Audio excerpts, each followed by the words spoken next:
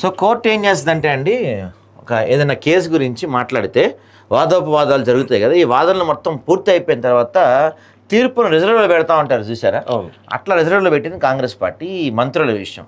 ఇప్పుడు మీ ప్రభుత్వాన్ని మిగతాయి పక్కన పెట్టండి, ఇప్పుడు మల్రెడ్డి రంగారెడ్డో లేకపోతే రాజగోపాల్ రెడ్డో లేకపోతే ప్రేమ్ సాగరో వీళ్ళ మాటలు పక్కన పెట్టేద్దాం కాసేపు మనం. కానీ మీ ప్రభుత్వానికి మీకన్నా ఉండొద్దా? మీరు వచ్చి 15 నెలలు దాటిపోయింది, ఇంతవరకు పూర్తి స్థాయిలో క్యాబినెట్ పెట్టలేకపోయారు మీరు. దానివల్ల ప్రజలకు ఎంత ఇబ్బంది అవుతుంది. ఒక మున్సిపల్ శాఖ మంత్రి లేడు, విద్యాశాఖ మంత్రి, ఒక హోమ్ మినిస్టర్ లేడు రాష్ట్రానికి. ఏంటి ఇంత దీనస్థితిలో ఉన్నామా మనం?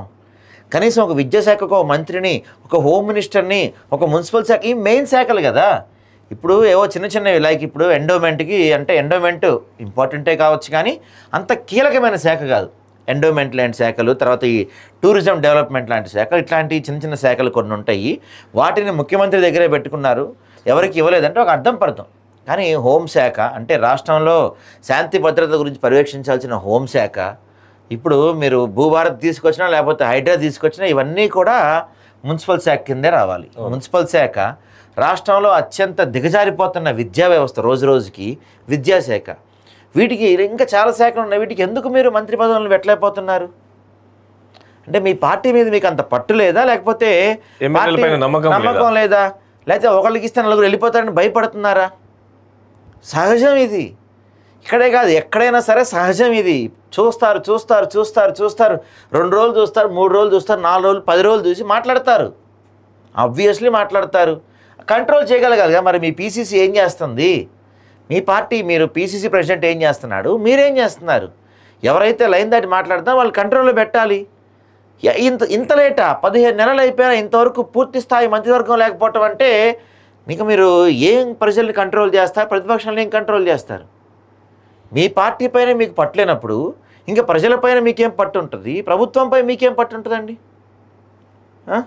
ఏమంటాడినా మీరు మాట్లాడేదంతా రికార్డ్ అవుతుంది జాగ్రత్త అంటే ఏంటి? మీరు ముఖ్యమంత్రి గారు ఫోన్ ట్యాపింగ్ చేస్తున్నారా ఏంటి? ఎక్కడ మాట్లాడేది రికార్డ్ అవుతుంది? ఫోన్లో మాట్లాడే లేకపోతే ప్రెస్ మీట్ల దగ్గర మాట్లాడేది రికార్డ్ అవుతుంది అని చెప్తున్నారు. అంటే ఎవరో చూస్తున్నారని చెప్పి వార్నింగ్ ఇచ్చే పరిస్థితి ఎందుకు వస్తుందండి? మీకు గ్రిప్ ఉండాలి కదా పార్టీ మీద. అయితే ఇష్టం వచ్చినట్టు మాట్లాడితే సహించేది లేదు. పార్టీకి ఇబ్బంది కలిగిస్తే నేతలు ఇబ్బందులు ఎదుర్కొంటారు. మంత్రివర్గ విస్తరణ అధిష్టానం పరిధిలో ఉంది. ప్రభుత్వ సంక్షేమ కార్యక్రమాలను ప్రజలకి తీసుకెళ్ళండి. మళ్ళీ గెలవాలంటే ఇప్పటి నుంచే ప్రజలకు వెళ్ళాలి. నేటి నుంచి జూన్ 2 వరకు ఎమ్మెల్యేలు గ్రామాల్లో పర్యటించాలి. నేను కూడా మే 1 నుంచి ప్రజలతో పాటు ఉంటాను. సోషల్ మీడియాలో యాక్టివ్గా ఉండండి. విపక్షాలు చేస్తున్న దుష్ప్రచారాన్ని తిప్పికొట్టండి. పార్టీ ఎమ్మెల్యేలకు సీఎం రేవంత్ రెడ్డి సూచన. ప్రతిపక్షాల ప్రచారాన్ని ప్రధాని నమ్మి బుల్డోజర్ను పంపిస్తుండడం సరైనది కాదని వ్యాఖ్య. సో చూద్దాం. నిన్న లిఫ్ట్లో అక్కడ ప్రోగ్రామ్ అయిపోయి లిఫ్ట్లో వస్తుంటే లిఫ్ట్లో చిన్న ప్రమాదం జరిగింది, జరగబోయేది భారీ ప్రమాదం. దేవుడి దయ వల్ల తప్పించుకున్నారు. సో దీని గురించి ముఖ్యమంత్రి గారు ఏమన్నారంటే, కొందరు ఎమ్మెల్యేలు హైదరాబాద్కే పరిమితం అవుతున్నారు, ఎవరెవరు ప్రజల్లో తిరుగుతున్నారనే సమాచారం ఉంది. ఎమ్మెల్సీలు వారి నియోజకవర్గాల్లో తిరగాలి, ఎంపీలు కూడా ఎమ్మెల్యేలతో సమన్వయం చేసుకొని పనిచేయాలి. ఎవరూ వీకెండ్ రాజకీయాలు చేయొద్దు. ఎన్నికల ముందు ఎలా తిరిగారో ఇప్పుడు అలాగే పర్యటించాలి. ఎమ్మెల్యేలు సామాజిక మాధ్యమాలను సరిగా వినియోగించుకోవటం లేదు. ఓసారి గెలిచాం కదా, మన పని అయిపోయింది అనుకుంటే తప్పు. మరోసారి గెలిచే విధంగా పనిచేయండి.